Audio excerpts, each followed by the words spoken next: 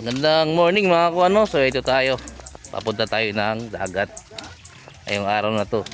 No, dito tayo sa San Isidro, Leyte. Tapos tayo dun sa Bye-bye. So dito tayo sa San Isidro, Leyte. So ano yung mga kasama ko? Ay, yung kasama ko sa likod. Ayun o, nagdadala ng bag ko. So San Isidro, Leyte mga kuano. Dito sa dulo ng Leyte, sa kabila, no? Sa 3rd district nandito kami.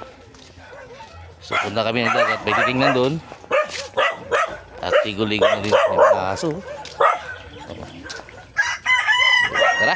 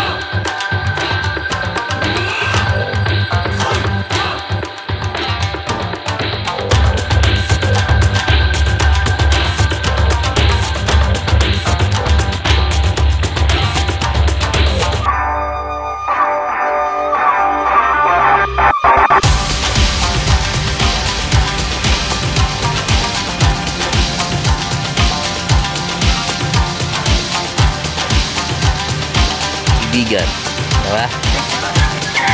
So medyo nagpapasalamat tayo sa kanila, no? At napapahanga ako sa kanila sa lugar nila dito sa San Isidro Leyte. So napapahanga tayo kasi dito lang ako nakakita ng mga lugar na dikit-dikit yung presyo. Sobrang dikit-dikit, no? Pero dikit-dikit nga, dikit-dikit ng bomba. Marami na bomba. So ito mga kuano, andito tayo sa dagat. Masyado mainit, no? At andito kami sa tinatawag nilang Islang Takong Bato, yung sasabi nila. So nagluluto sila mga kuha. So dito ito yung pattern na kung saan ay parang dinaanan ng sasakyan, no? Parang lumang daanan na galing sa barko. Dito dumaan yung mga sasakyan. So makikita natin dito mga kuha na talagang mayroon pa siyang pattern, no? So tingnan natin mga kuha. So kung titingnan niyo mga kuha, kung nakikita niyo ito hanggang dun, ayun, tuwid na tuwid. Yan yung ng daan, pati yung isa yun, doon naman natin. So ito dahil hindi na masyado malinaw, maputik na, pero parang semento ito, nakural mga kuha, no?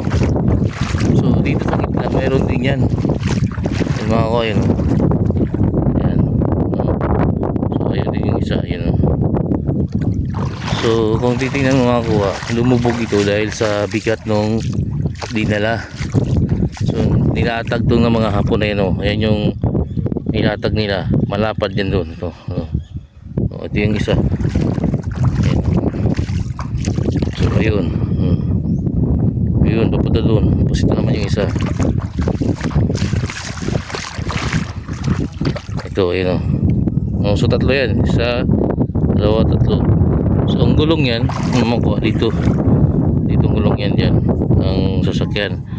So ito parang sinlapad ng daanan, no? So kung titingnan mo ako, ito lang yung mayroong ganun tuwid, no? So napaka-imposible nagagawa ng coral na ganyan. pati ito. No?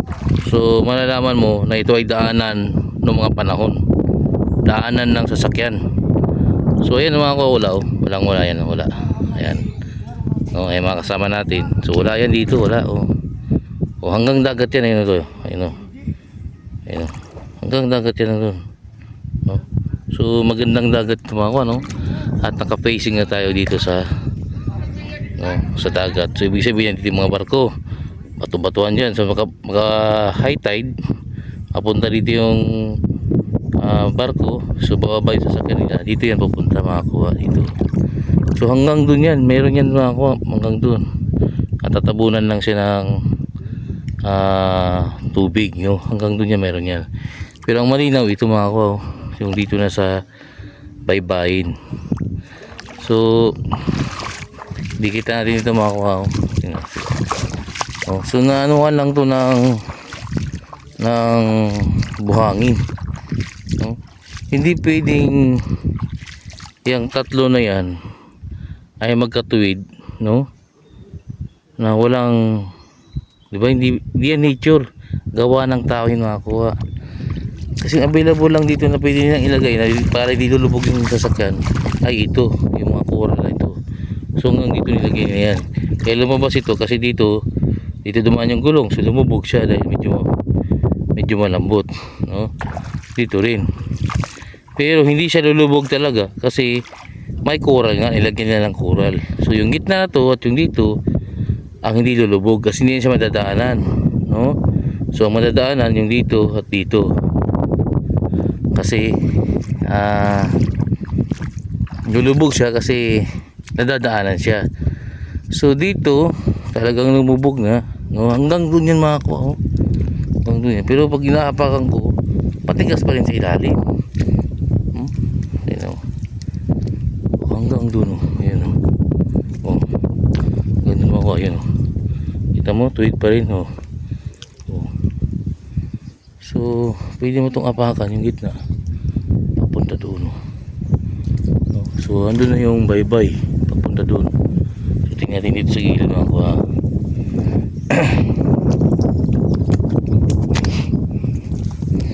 Ayan, no?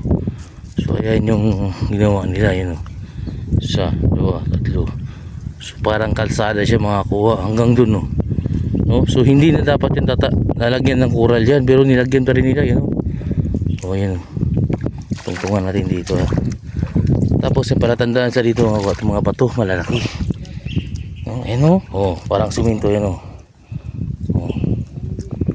So may malalaki dito silang ilagay na tatlong bato. Tapos ayan yung ayan, ayun, tuwid niya, ayan isa. So dito may mga ugat-ugat na to. Ayan yung dinadaanan, no? Nawala na pero andun pa rin yung kasama nyo, oh. Kung hindi ito ginawa na tao mga kuha, hindi yan ganyan katuwid, yan, oh. No? Tuwid na tuwid, pati yung isa tuwid na tuwid.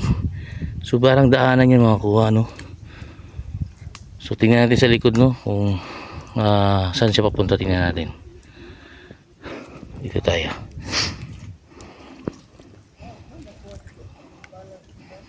Medyo malambot dito. Dito lulubog talaga yung paa mo, pero doon nilulubog paa mo kunti lang dahil natatapakan mo yung parang simento.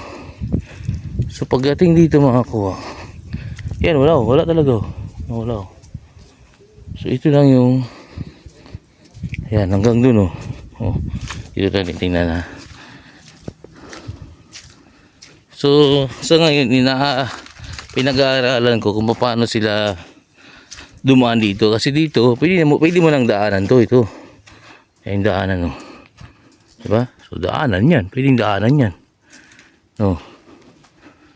Oh, sana yun. Oh, ayan. So pwede nang lumiis dito yung isa, pwedeng lumiis dito yung isa.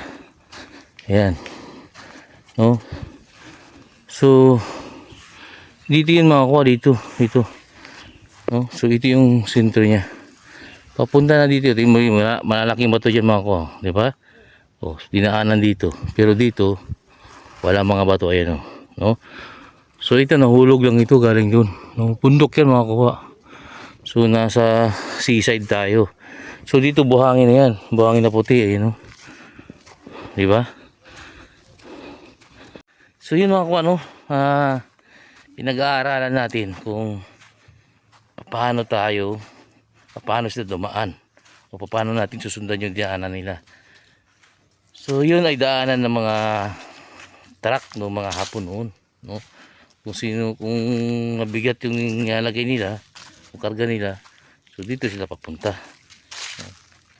So ito mga yung mangrove, no? Pero dito sa dinadaanan ko malinis. Makuha. So ito talaga yung dinaanan nila. Kasi doon bundok na yun eh. So ito dinaanan din nila ito. Papunta rito, no? Oh, ayan. Pagdating dito mga kuha, ayan, lupa na. Ayan, lupa na. Diba? Lupa na siya. Oh, yun mo, yung mga bato-bato na yun, oh. Tapos doon, mangrove na naman, malambot na naman. So nilagay na naman yan, ayan, oh. Oh, punta rito. May kawayan, para tandaan nila. Mga kawayan na ano. Diba? So ito, natumba na to. Oh, para tandaan, liliko sila dito. So malalaman mo, 'di ba? Malalaman mo talaga na dinaanan nila ito. Papunta rito, no. Tapos parang highway na naman. Ayan. Punta na naman doon. 'Di ba? So may bahay diyan. Kaya tayo pwede diyan siguro. Pumunta tayo dito. So itong dinaanan na makuha. Pero ang hinala ko makuha yung sa dinadaanan na yun. Baka may nalaglag o baka may nilibing, kaya i-check natin yun, i-live scanner natin kasi walang nakakapunta rito mga treasure hunting, no? Walang mga hunters na naghahanap dun, baka may nahulog, no? So tingnan natin, gawin natin yung may gamit naman tayo na pang live scanning, i-live scan natin yun, baka may makakuha tayo yung mga nahulog. Kasi alam kong dinaanan nila yun eh. Kasi malapit sa dagat. So maraming mga hapon dito makuha. Dito sa Leyte, no? Lalo na itong San Isidro. Napakaraming hapon dito noon. Nung World War II. So hanggang doon na yan. May bayan siya dumadaan. No? Papuntang bundok dito. So balikan natin yung daanan doon, no? Mag live scan tayo, baka may tumunog, di tingnan natin kung meron. Ayos. So ito ang nakuha mga kuha, no? Kapag kakuha, makakakuha ka ng bumba. Meron pa isa, bumba rin, no? Ito pa, oh, bumba din.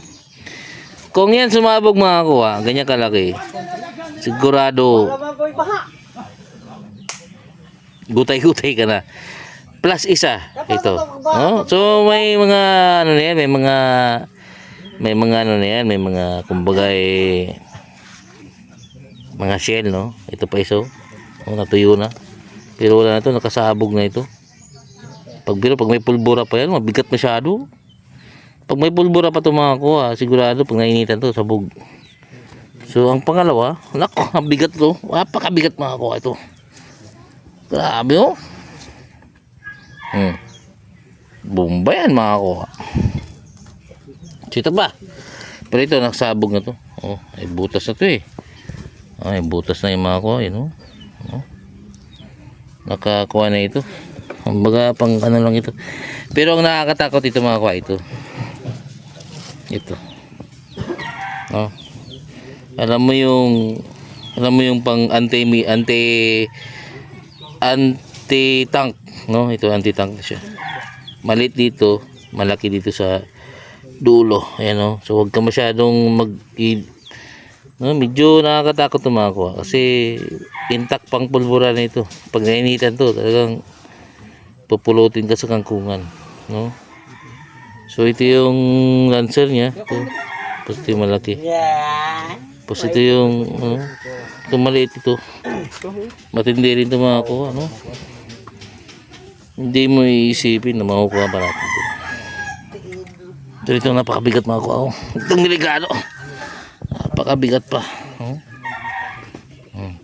So, pag nakakuha kayo ng mga ganito, actually, ito ay expire na, no? Pero ang pulbura yan, active yan mga kuha. Pag pinalo niya yan, sigurado, nandun ka na sa taas, no? Kakaway ka na kay Satanas. Yan. Pag yan nakuha mo. So,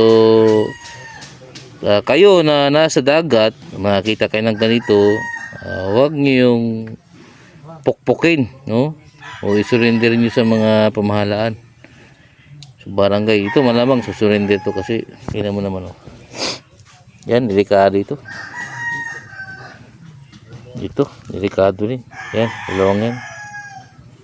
Ito, nako, laki. Agoy. Napakalaki. Ito, pag sumabog dumakuha, mayroon pa tong, mayroon pa tong pulbura eh. Pero wala na yung ano niya, no? So, siguro mga kuha, pag sumabog yan, maliit lang naman yung sugat mo. Pero durog yung katawan mo dyan, no? Intact pa yung katawan mo. Pero pag nilagay ka sa kabaong, para ka ng isang spaghetti o isang kang karnero. So, mag-ingat kayo sa ganito na mga bagay na ito ay vintage bomb, no? Ito ang mga vintage bomb. So, yun mga kuha, no? Mag-ingat talaga sa mga treasure hunting na kapag nakakuha kayo ng ganito ay wag na wag ninyong pukpukin, no? Kahit ganyan kalawangin yan mga kuha. Pag nakuha nyo yan, sabi ko sa'yo, pag nakita nyo yan sa hukay nyo, manginginig katawan nyo. No? So, kailangan natin mag-ingat. So, sa mga payo ko dyan, sa mga hunters, no? Mag-ingat sa mga ganitong mga bagay. Kasi parang mukhang bato, di ba? Kung iisipin, di ba? Mukhang bato. Parang wala lang. Pero pag binukbok mo yan, wala ka din. So, di ba? Yan ang ano ko sa inyo mga kuha, no? Hindi basta-basta ang pag-treasure hunting. So, kailangan natin mag-ingat. So, lahat ng bagay, lahat ang i-check nyo. Gumamit kayo ng gadget, gumamit kayo ng pamamaraan. Kasi pag wala kayong gadget, sigurado, magkikita na kayo ni Satanas. No? So, itong pinakadelikado, intact pa ito. Ito intact pa to. No? Kala mo bato-bato yan, no? Kala mo wala lang. Pero pag kinuha mo, pinukpok mo yan, so sasabog ka talaga. So ang gagawin namin ito mga kuha, hindi natin papainitan. Wala pa namang init ngayon, yung dagat to, no? High tide na. So hindi natin papainitan. Tapos pwedeng ibalik sa lupa para matunaw na lang, no? Kasi wala nang pakinabang to, mga ganito, delikado to sa mga bata. Na may incident. Ano nga yung incident dito tong ibutang niya kay sa kuan? Sa ano? Atong gimo niya sugangan. Bitaog. Bitaog. Gimo niya sugangan. Bata, muna. Ano eh? Sumabog. Sumabog. Hindi gutay-gutay siya. O yan mga ako ha. Ginawa niyang sangkalan ng apoy o panaing. Tapos anong nangyari? Gutay-gutay siya. Sabog siya. Kaya mag-ingat kayo. Huwag nyo isipin na yan ay bato. Sa mga digger dyan, pag nakikita kayo ng ganyan, huwag kayong dire-diretso. Baka may nagkakamali kayo ng sabi nyo, tubo lang to ng ano, tubo lang to ng, pagkita nyo to, tubo. Oh, pero yung pala, patulis. Pinokpok yan, tapos kayo. Oh, ayan, tubo. Yung pala, ang laki ng bumba. Pag yan pinokpok mga kuha, sabi ko sa iyo, hindi lang star makukuha mo dyan, pati langit makukuha mo na. So yan ang vintage bomb, vintage bomb na kailangan nating ingatan. So ngayon mga kuha, nagluluto kami ng manok. Ayan, tingnan mo yung manok mo eh. Kasi manok, wala pa, yung manok. So Magnolia man Magno. Iya. So, mamaya maliligo tayo ng dagat. Tapos mayang gabi, pahinga. Bukas naman, panibagong araw. So, ngayong araw, nakatulong tayo sa ating mga kababayan na hindi basta-basta ang pagbuhukay, no? Ang paghanap ng treasure, hindi basta-basta. So, ito yung mga kasama ko, no? Yan. Yun. Tapos, kami ay magpapaalam ngayong araw, no? Kasama natin ang kaibigan, diba? So, medyo nagpapasalamat tayo sa kanila, no? At napapahanga ako sa kanila sa lugar nila dito sa San Isidro, Leyte. Leyte. So, napapahanga tayo kasi dito lang ako nakakita ng mga lugar na dikit-dikit yung treasure. Sobrang dikit-dikit, no? Pero dikit-dikit nga, dikit-dikit din ng bumba. Marami. Marami talaga. Maraming bumba. Marami talaga bumba. So yan mga kuha, no, na nagpapasalamat tayo sa ating mga kaibigan dito sa San Isidro Leyte. Ngayong araw, pagkatapos naming mag-scan, medyo nag-happy-happy kami kunti.